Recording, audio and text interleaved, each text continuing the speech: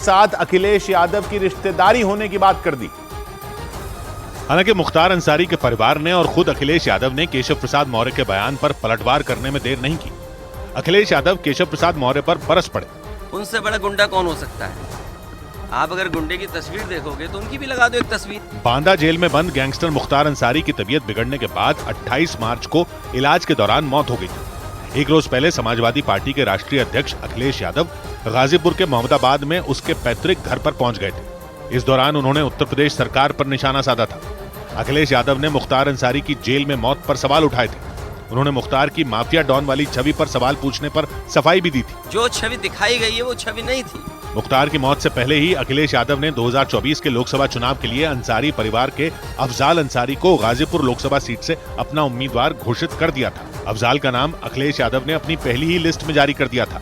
अफजाल अंसारी 2019 में बीएसपी की टिकट पर जीते थे, लेकिन अफजाल अंसारी के मायावती की पार्टी बीएसपी से बिना अलग हुए ही अखिलेश यादव ने उन पर भरोसा जताते हुए चुनावी मैदान में उतार दिया। मतलब अफजाल ने न तो बीएसपी से अलग होने का ऐलान किया था, ना ही उन्होंने बीएसपी से चुनाव नहीं लड़ने की बात कही थी। लेकिन कहा जाता है कि पूर्वांचल में अंसारी परिवार के दबदबे को भुनाने के लिए अखिलेश यादव ने अफजाल अंसारी पर दांव लगा दिया था, क्योंकि माना जाता है कि मुख्तार अंसारी के परिवार का गाजीपुर के अलावा कई लोकसभा सीटों पर अच्छा खासा प्रभाव है।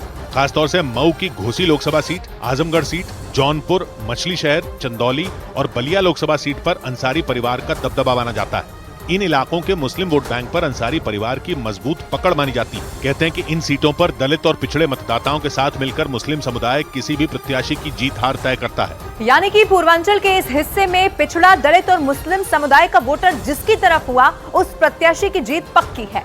और कहा जा रहा है कि अखिलेश यादव हो या फिर असदुद्दीन ओवैसी, पूर्वांचल के इसी वोट बैंक पर नजरें गड़ाए बैठे हैं। अंसारी परिवार के जरिए दोनों की कोशिश इस वोट बैंक को अपने पाले में लाने की है। अखिलेश यादव से पहले 1 अप्रैल को असदुद्दीन ओवैसी भी मुख्तार अंसारी के परिवार से मिलने देर रात पहुंच गए थे, क्योंकि माना जाता है कि पूरे उत्तर प्रदेश में मुस्लिम समुदाय के वोट बैंक का बड़ा हिस्सा समाजवादी पार्टी को जाता है और ओवैसी का वोट बैंक भी मुस्लिम समुदाय ही है।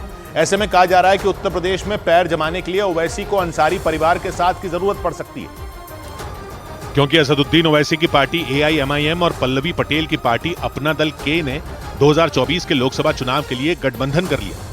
पल्लवी पटेल अपना दल के संस्थापक सोनेलाल पटेल की बेटी हैं और केंद्रीय मंत्री अनुप्रिया पटेल की सगी बहन है। दोनों पार्टियों ने मिलकर समाजवादी पार्टी के PDA यानी पिछड़ा, दलित और अल्पसंख्यक के जवाब में PDM यानी पिछड़ा, दलित और मुसलमान न्याय मोर्चा बना लिया। इसका सीधा मतलब है ओवैसी और पल्लवी पटेल की पार्टी उत्तर प्रदेश में पिछड़े, दलित और मुस्लिम समुदाय के वोट बैंक को अपने पाले में करना चाहती है।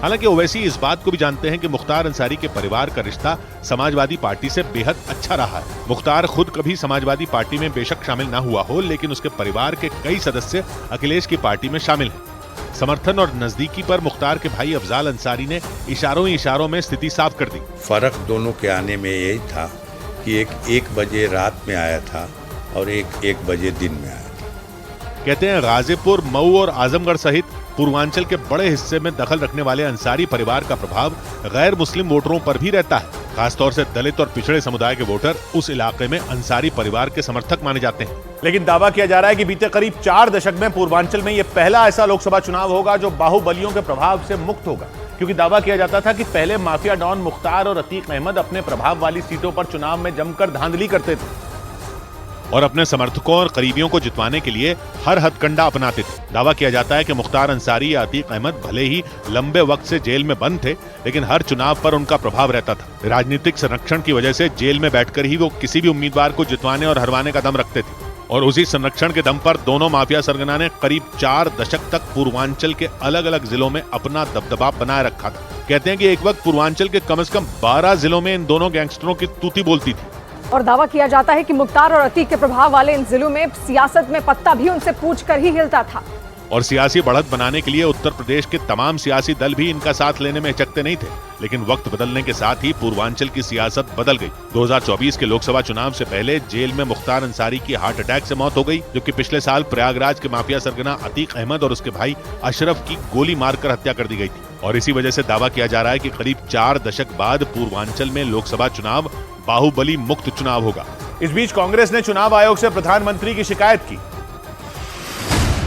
कांग्रेस ने अपनी पार्टी के घोषणा पत्र की तुलना मुस्लिम लीग से करने पर प्रधानमंत्री नरेंद्र मोदी के खिलाफ चुनाव आयोग से शिकायत की।